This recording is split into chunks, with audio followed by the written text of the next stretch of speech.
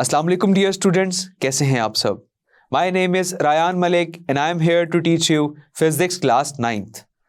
In this lecture, we are going to start our chapter number 3, Dynamics, and the topic Force, Inertia and Momentum.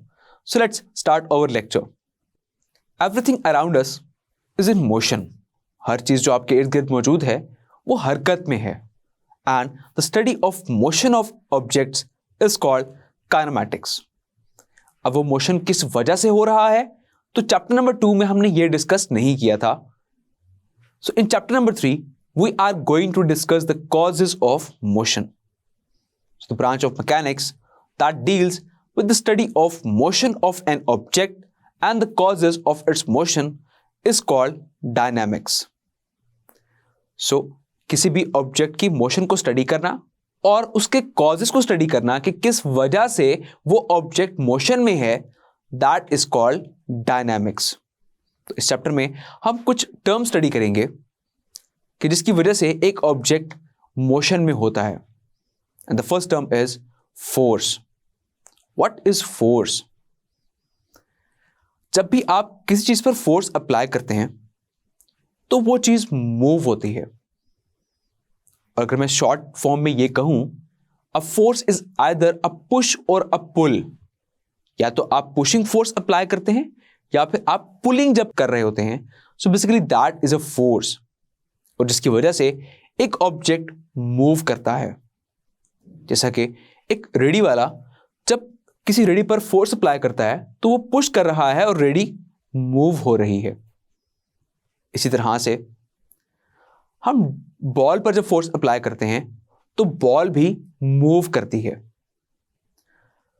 So different objects पर जब आप force apply करते हैं तो वो move होती है. तो इन शॉर्ट में यहां पर यह भी कह सकता हूं कि force is able to move an object. इसी तरह से अगर हम बात करें तो फोर्स जो है वो किसी ऑब्जेक्ट को स्टॉप भी करवाती है. जैसा कि एक फुटबॉलर अगर फुटबॉल को किक करता है तो गोलकीपर फोर्स अप्लाई करके उसको रोकता है. तो यहां पर मैं ये भी कह सकता हूं that force is required to stop an object.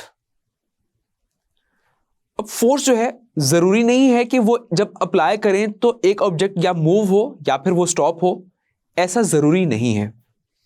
बाज़ दफा ऐसा होता है कि आप फोर्स अप्लाई कर रहे होते हैं लेकिन कोई भी वर्क परफॉर्म नहीं हो रहा होता. A force may not always causes a body to move. जैसा कि अगर आप किसी दीवार पर फोर्स अप्लाई कर रहे हैं तो क्या वो दीवार मूव करेगी? Of course not. वो दीवार मूव नहीं कर सकती. तो हर दफा जरूरी नहीं है कि आप फोर्स अप्लाई करें और एक ऑब्जेक्ट मूव हो या फिर वो स्टॉप हो. ऐसा जरूरी नहीं है. इसी तरह से फोर्स एक ऑब्जेक्ट की स्पीड को बढ़ाता भी है और एक ऑब्जेक्ट की स्पीड को स्लो डाउन भी करता है. इस तरह से फोर्स जो है वो किसी भी बॉडी की डायरेक्शन को भी चेंज करता है. Force is required to change the direction of a body. जैसा कि बॉलर जो है जब वो बॉल फेंकता है तो बॉल की एक स्पेसिफिक डायरेक्शन है, लेकिन जब बैट्समैन उसको हिट करता है तो वो बॉल की डायरेक्शन को चेंज कर देता है. तो फोर्स अप्लाई करके हमने उस बॉल की डायरेक्शन को चेंज कर दिया. तो फोर्स जो है वो एक ऑब्जेक्ट की मोशन को चेंज भी करता है.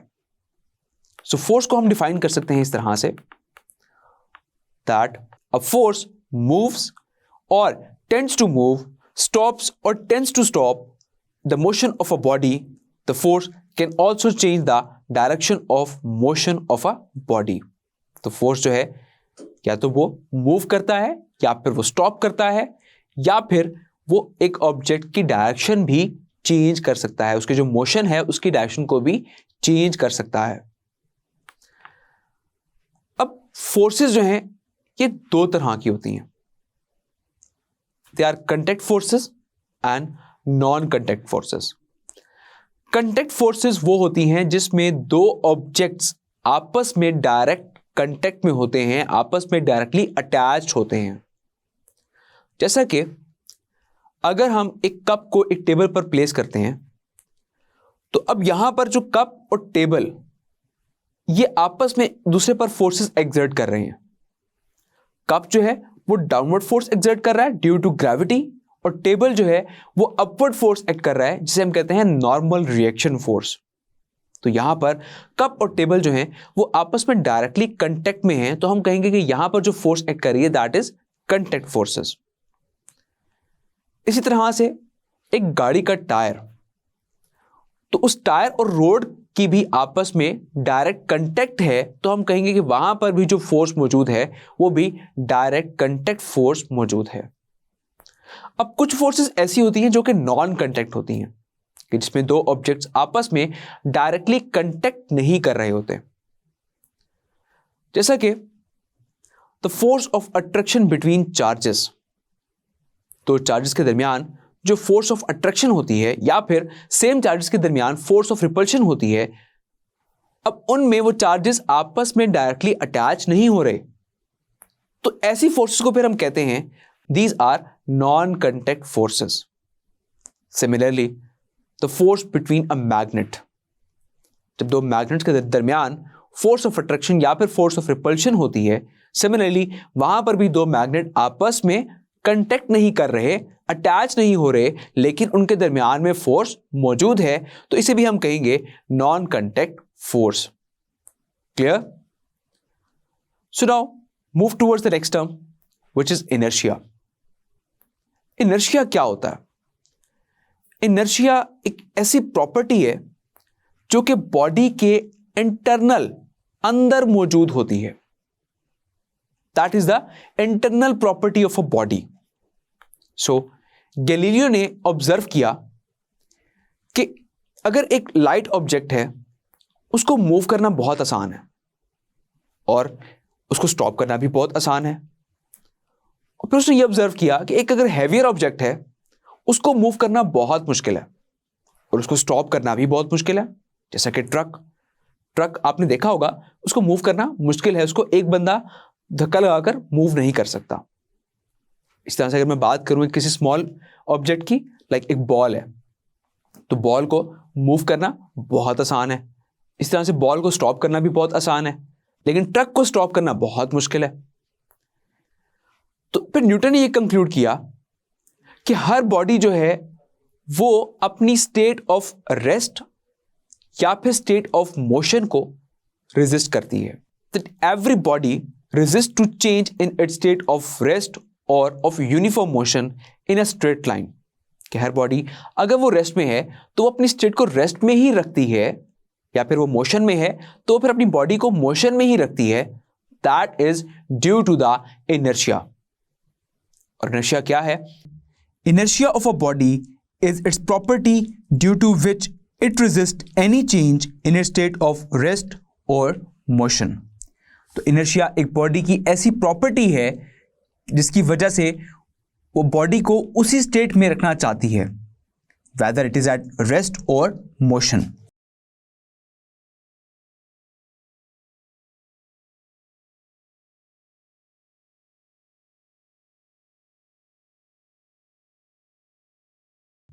इनर्शिया डिपेंड करता है मास पर। एक बॉडी का मास जितना ज्यादा होगा उसका इनर्शिया भी उतना ज्यादा होगा। जैसा कि हमने स्टार्ट में डिस्कस किया था कि लाइट ऑब्जेक्ट है तो उसको आपने आराम से मूव भी कर दिया और स्टॉप भी कर दिया, दैट मीन उसका इनर्शिया बहुत ही कम है क्योंकि मास भी बहुत कम था। इसी तरह से एक ट्रक जिसका मास बहुत ज्यादा है तो उसको मूव करना उतना ही मुश्किल है, उसको स्टॉप करना भी उतना ही मुश्किल है। सो हम कहेंगे कि यहां पर इनर्शिया ज्यादा है बिकॉज यहां पर मास ज्यादा है। Clear? So inertia depends on mass. So now let's discuss an experiment in the visual room. आपने एक ग्लास लेना है और उस ग्लास पर आपने प्लेस करना है एक कार्डबोर्ड, फिर कार्डबोर्ड पर आपने प्लेस करना है एक कॉइन। अब आपने फिंगर से उस कार्डबोर्ड को इस तरह से जर्क देना है कि वो कार्ड जो है वो फ्लिक हो जाए।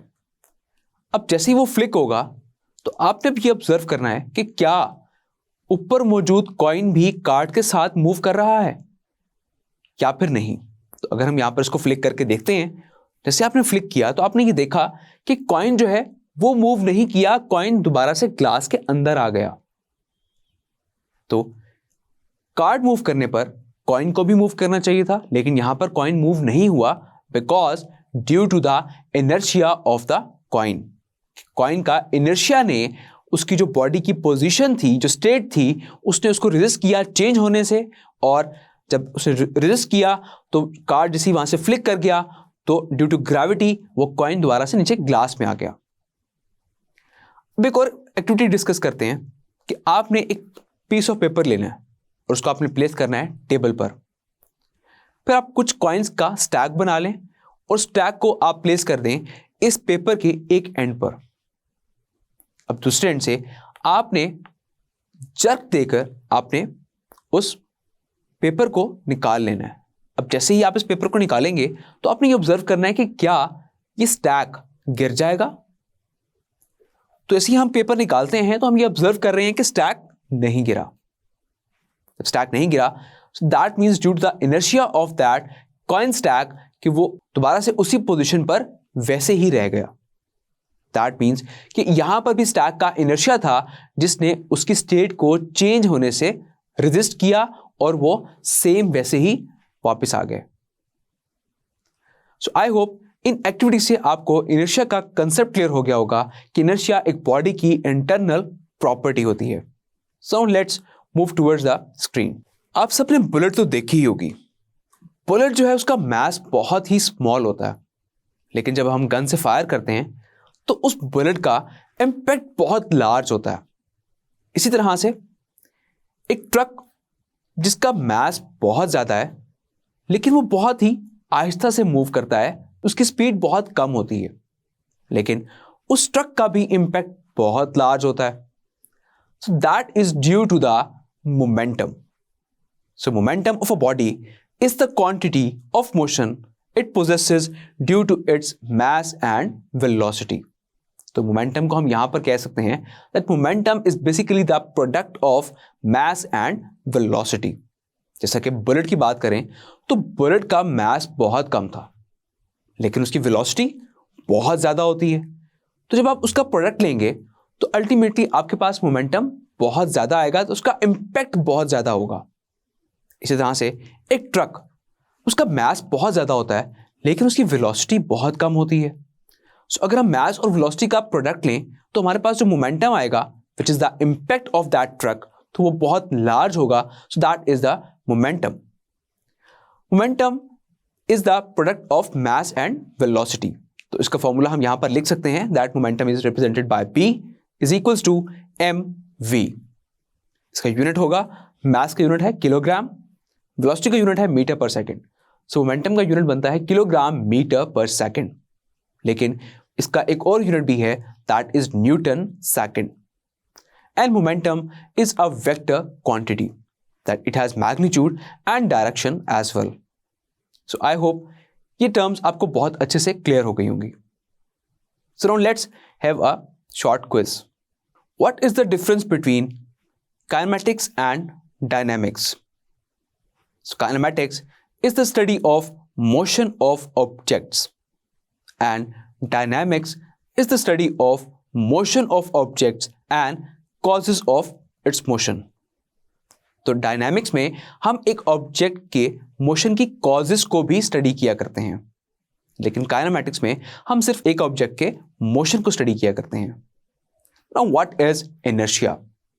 सो इनर्शिया हम डिफाइन कर सकते हैं इस तरह से that inertia of a body is its property due to which it resists any change in its state of rest or motion. तो inertia जो है वो एक बॉडी की ऐसी प्रॉपर्टी है जिसकी वजह से वो अपनी स्टेट को चेंज करने से रेजिस्ट करता है। सो आई होप ये क्वेश्चंस आपको बहुत अच्छे से क्लियर हो गए होंगे। So now let's have an overview of the lecture. In this lecture we discuss about dynamics and some of the important terms कि जिसकी वजह से एक ऑब्जेक्ट मोशन में होता है, that is force, inertia and momentum. So I hope ये lecture आपको बहुत अच्छे से समझ आ गया होगा। तो अपना बहुत सारा ख्याल रखिएगा। See you in the next lecture. Till then take care. अल्लाह हाफिज।